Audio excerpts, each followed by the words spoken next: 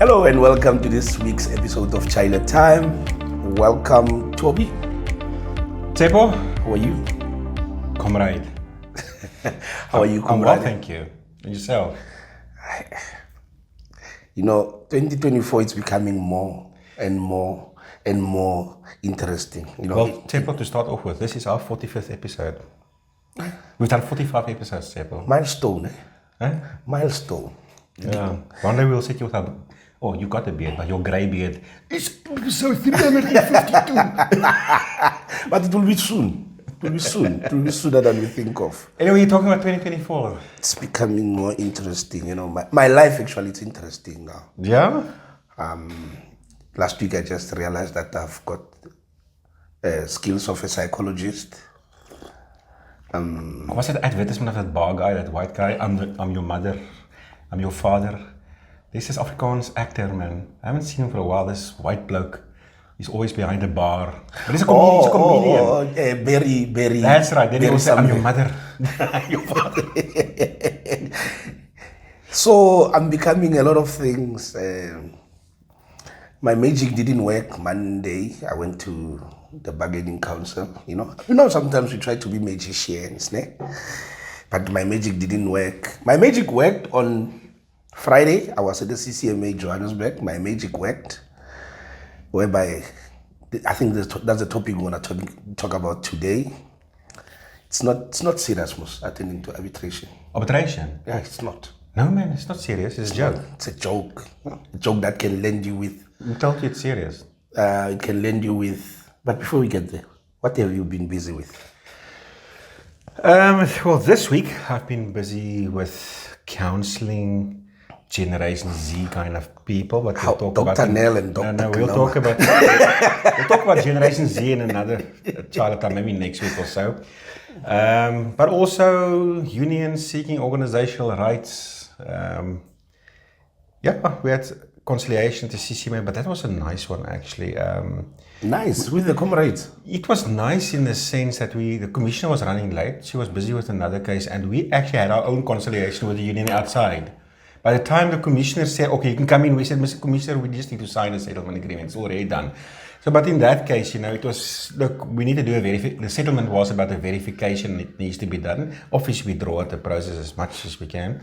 I've sent them an email we need to meet before the 3rd of May, and I've sent them an email yesterday. We didn't get a response back, so hopefully they don't respond, and then we can just say we've upheld our side of the settlement agreement, and bye-bye union. Anyway, so that was that. This is the magic that I'm talking about, you see. Yeah, we need to do magic, but now you touched on something about CCMA or bargaining council, arbitration. Yeah, it's not a serious thing, I can just pitch alone there, even though I don't know the crux of the matter, I can prepare with you. Yeah, but you see, the thing is, the CCMA is an institute that's like a circus almost. It's nice, it's fun, but you don't really have to go. There's a lot of clowns there. Yeah. Who's wasting our precious time. Yeah, so Tsepo, tell me, we're actually referring to a specific case now. I think it was Actually, there's Monday. two. But there's a very interesting one that happened on Monday. Yeah, let's start with that one for last week. Talk to us. What happened there? Not in terms, we'll get to the actual case at the bargaining council, but this guy was dismissed. Tell us about the dismissal, what it was about, and so forth. The dismissal was about damage to company property. What kind of employee is he? What industry is this? Road freight. Road freight. Oh, Which means he's a driver of truck some driver. sort. Yeah. So he was charged with damaging a company property due to reckless driving. Another charge was failure to report any defaults, in terms of checklist. If you're going to swap cars, I'm going to tell you, actually, my car on the right, it's not. It's not lacquer. It's not lacquer, but he kept quiet, and then the other driver got in, and then I think there was something wrong with the brake drum, something. So now he was charged with that, and then after he was charged, he absconded for like a week, decided to sit at home, wait for his hearing, and then he was instructed to come to work and do yard work, local deliveries, whatever. But he decided to stay at home. So yeah, about a month ago we went for conciliation. But was there a hearing when he was dismissed? Yes, I was chairing the hearing. And do you think that you dismiss him? Yes. And do you think there's prospects Yes. for the company now? Yes. Okay. Yeah. So you got a good case? I got the case. And Good case, yeah. Good case. And then my witness was sharp in the hearing, you know. Who's this witness? Not his name, but in terms of his position in the company also. Control. What do you call these people? The trackers, controllers. Controller, okay. Yeah, fleet controller. Yeah. Fleet controller, okay. Yeah. So he was there. He explained. So because I had to ask questions, why would you think it's his responsibility to make sure the checklist is done, blah blah. And then he was proper in terms of leading evidence, and images were there. Financial impacts. They could provide evidence that So there was a rule in place. Yes. Employee is guilty of the offence. Yes. Severely prejudiced the employer. 100%. No remorse, nothing. Nothing. And then, so you dismissed him, and now they applied for unfair dismissal dispute. Yes, and then there was conciliation, whereby we were laughing about it because remember. Yes, I think we spoke about it episodes ago. I can't remember. When the guy said, yeah, but the commissioner must decide. Oh, is it that guy? Yes, the commissioner must tell you what you must pay me because I've been here for 4 years, We spoke about it, we joked about it because I knew that I had a good case. That's why I didn't even put an offer on the table in terms of settlement or ask for mandate, But that employer don't settle anyway, so. A week before this case now, I call in the office, guide through the process. And also, make sure that we're going to meet 30 minutes before the case starts so that I can polish my witness. On the highway jam packed, then I get a call that... You got a call? That my witness is no longer coming due to unforeseen circumstances. You know what happened the day before? What you don't know. That was now the Sunday. When I called you, it was the Monday, the day of the case. But the Sunday night, between 8 and 9 in the evening. Now this is what the HR manager told me. She got a call whereby the owner of the business told her he instructed the controller that he will not come. So there's no emergency, okay? Yeah. He's just not. It's still beyond me. I don't know why. But anyway, who cares? CCMA, it's not important. It's not important. I mean, especially arbitration, Who are these palukas anyway? Yeah. Commission, you're telling, whether the dismissal was right or not. Who the hell cares? Anyway, so she was told that the witness is instructed not to go and that she as HR must sort it out. And then she explained to him, but listen, she wasn't a witness in the case. There's nothing she can really say. She don't mind going, but she can't she can't contribute to the case itself. No, that's the end of it. Controller is not going. So Monday she phoned you and said, listen, controller is not coming. I love that English. Due to unforeseen circumstances. Now I'm driving stuck between... You mustn't laugh. Unforeseen circumstances. Employers' business are serious. Okay. There's a lot of unforeseen circumstances happening at work. I'm telling you, you must read emails, you must clean the office, you must make your own tea. Are those unforeseen circumstances? It's serious stuff. It fall under that category. Yeah, if you don't make the tea right, there's unforeseen circumstances. It costs more. Okay. If you put too much sugar in or something, you see. Company business is serious stuff. I see. Now I get there. I get a commissioner who knows me now. He knows me, he knows all my tricks, he read my book before. I don't have a book, it's a figure of speech. He read my book before. He's been there, done that, got the t-shirt and a wristband. Say for many years ago, that when you first met that commissioner, he told you you're a monster. He told me I'm a monster because I dismissed someone because the child was sick. But that was not the case. You understand? That was my first loss. And it was terrible. About a year or so ago, I met him. I managed to, do a trick or two. Magic. Abracadabra, pulled a rabbit in the head. And then, after all, he's just a clown. You understand? I don't know if you... I said something I shouldn't say. The commissioner's just a clown in the circus, isn't it? So who cares? Huh? But guess what now, this time? Before he could let me speak, it's like, can you do an introduction? Then we introduced ourselves around the table. Then it's like, it's funny how employees always bring their representative here. And they are here in time and everyone is here. But people representing the company, people from the employers' organization, they think they can just walk in here and then do as they please without their witnesses or someone from the company being present. That's when I got dismantled now. So what happened? All my joints were... He's like, I'm going to default this case because you're not going to say anything to me. Okay, and you? Then I tried to explain, my witness could not come. It's like, what is a reason? Remember what I got in Operational challenges. Remember? What I got in the money was due to unforeseen circumstances. But I can't tell you what now. But you can't tell me why. The commissioner's like, sorry, you are excused. So he changed you out? Yes, and then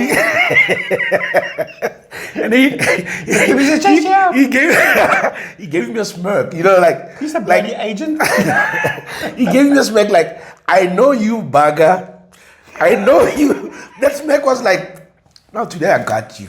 Because he gave me a told smirk. You that? No. Like the smirk that he gave when I was walking out, when I was taking my walk of shame, But say it was just a circus anyway. Who cares? My papers. What does it matter? Don't take it too personal, man. Don't take it beyond too hard on yourself. Then it's like... The bargain council's a joke anyway. Yeah, it's a joke. It is a joke. But I don't know if someone is earning 15,000 rand per month and then you multiply... Maybe he was bribed or something. You multiply that by 12. Is it still a joke? What, the compensation award? Yes. Yeah, apparently, there will now be a default arbitration award. I know there was a hearing, but now that commissioner, the bloody agent, he will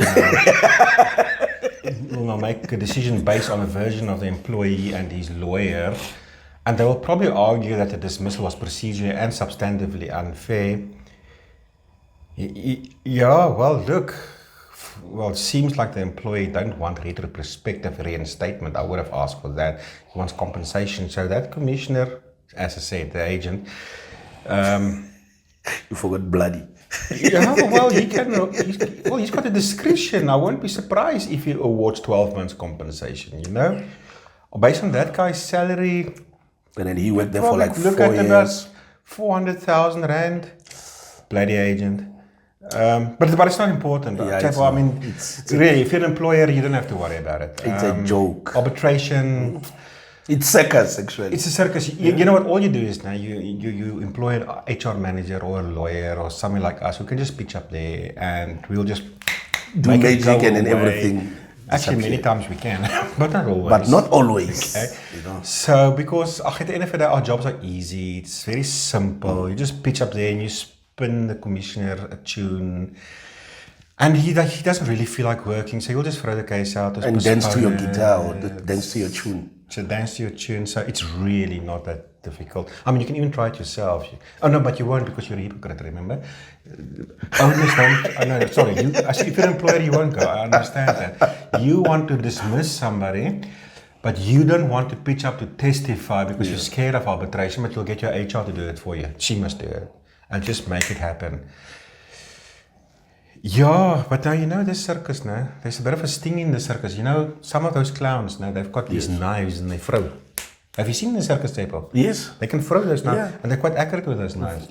You know what that commissioner do now? Or the CCMA do? They will enforce that compensation award. Yeah. Send the sheriff to your... And attach your assets. But let's talk about... it's such a joke, actually. They will attach your assets. Do you know what they do? Let's say that award is for... any amount, but let's say it's 10,000 rand as an example. Many employers won't allow the sheriff into their premises. They will just look through the gate. That truck costs 2 million, I can sell it for 10,000 rand. Yeah, so that this human being can be paid. And the next time they'll come and even if they'll come with the police if they have to, they'll just come take the 2 million rand truck, go auction it for 10,000 rand and give the employees money. They don't care about the value of what they take. So it is still a joke. It's funny, man. Have you seen how serious employers take it when they start taking trucks? Oh yeah. It's absolutely amazing. Suddenly serious. Suddenly we didn't know about arbitration. Oh, suddenly the commissioner is not a joke anymore. Oh, he's actually like a judge. Not really, but he's got some say. Yeah. When we do IR training, we always tell the people, it's not the CCMA or the commissioner of the bargaining council's job to tell the employer what they must do, but it is their sense of fairness ultimately that will prevail. They are the police, if you can put it this way, in the employment landscape. as to the parameter of fairness. That is the job of the commissioner. So if you are dismissing staff unfairly, you're going to meet with the wrath of the commissioner. And I know we've been a bit sarcastic now, okay, but arbitration is serious, and your legal representative cannot just make a case disappear. Yes, we have our skills. Yes, we have the law. We often play within the grey areas of the law. But there's ultimately, a limit. Ultimately, that dispute is not ours, it's yours. Okay? It's your employee. You're the one who dismissed him. And you need to face up and take that responsibility. Now, the important principle we want to talk here about today is the difference between leading and giving evidence. Now, as a legal practitioner, we can, in arbitration, lead evidence, but we cannot necessarily give evidence unless if we are a witness ourselves. We typically can give evidence in terms of the procedure because often we did a hearing and we can testify to the process that we followed. But leading evidence is, as an example, let's say I'm your legal representative, and maybe let's say your name is Thabo as an example, and you saw Jan stealing money at the company. I can call you as a witness, Thabo, into an arbitration and ask you, Thabo, on this day, what did you see? And you can say, you saw Jan coming in and taking the money. You see, now that we can do. But if you decide you're not going to pitch, I can't now tell the commissioner, oh, Jan took the money, because how do I know? I wasn't a witness. Yes. Unless, I suppose, if I actually happen to see Jan taking the money. But 9 out of 10 times, we're just leading the proceedings. We know the law. We know how to present, how to lead you. From a jurisdiction perspective, we know, the ins and the outs, the loopholes. But ultimately, you will have your day in the court, if I can put it that way. And you, as a company, need to make yourself available as witnesses.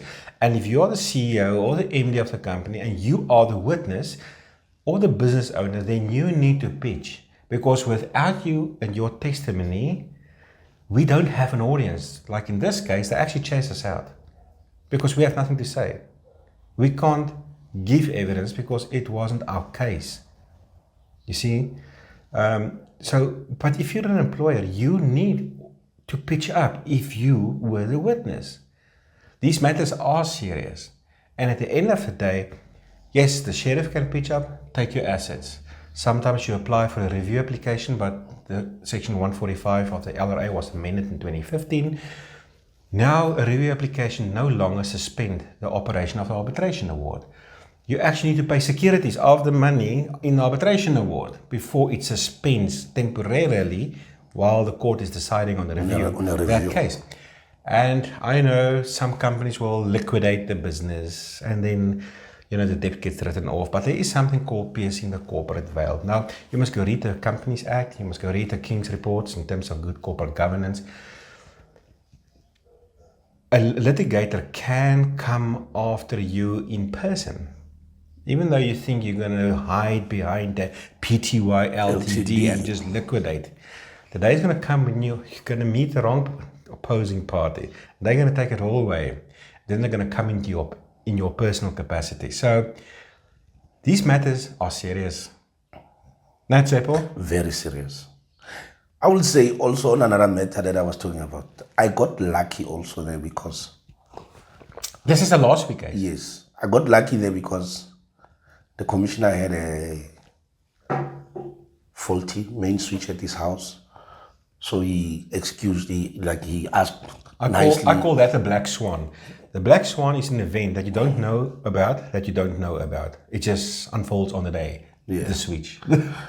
So now he's on the phone with the electrician at his house. Then I took it upon myself to talk to the other party.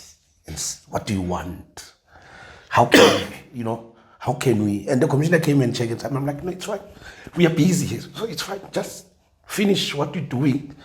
Then the gentleman managed to listen to me, and then there was a mandate of settling, and then of which, it worked out. So sometimes the odds... but in that case also the owner, that's it. Yes. Bugger. When she consulted you, now this is actually not our client, this is like an ad hoc thing we did. Yes. She told you, this employee is an independent contractor and he absconded. At the CCMA, he wrote out a termination letter where he was fired. Where he was fired. No hearing, no reason, nothing, just fired. And he get barred from security to enter the premises. Now like, What is this? I grew hair immediately. Then I started scratching And you prepared with her Yes. in terms of a testimony for the arbitration. arbitration. On the day she didn't pitch. Why? Because she didn't understand that she actually had to be there. And when I phoned her in that morning, and like, because the case was only at 12, so she could shuffle her schedule. She's in a senior position. You know, if there's something more important, like arbitration, it's important, you can shuffle around your schedule. You know what she said? I'll call you in 10 minutes. She never called me. It's because she's guilty. She fired the person, didn't tell you the truth, and now she won't go there because this is now embarrassing, you see. Yeah. But well, that's a lesson to learn. Yeah. You know, arbitration is very important. We only have limited route that we can embark on. And this case is such a strong case. Such a strong case. I didn't understand these people, but anyway. Seppo, thank you so much. Thank you very much, Toby. Thanks for watching. Don't forget to like and subscribe. And more. You can learn more about these tips and And tricks. put all the your ins and input outs, there, your the experience. You know, we're gonna read and the respond, don'ts. and then tell us what's been going on in your world in terms of the topic that we are speaking about today. Bye.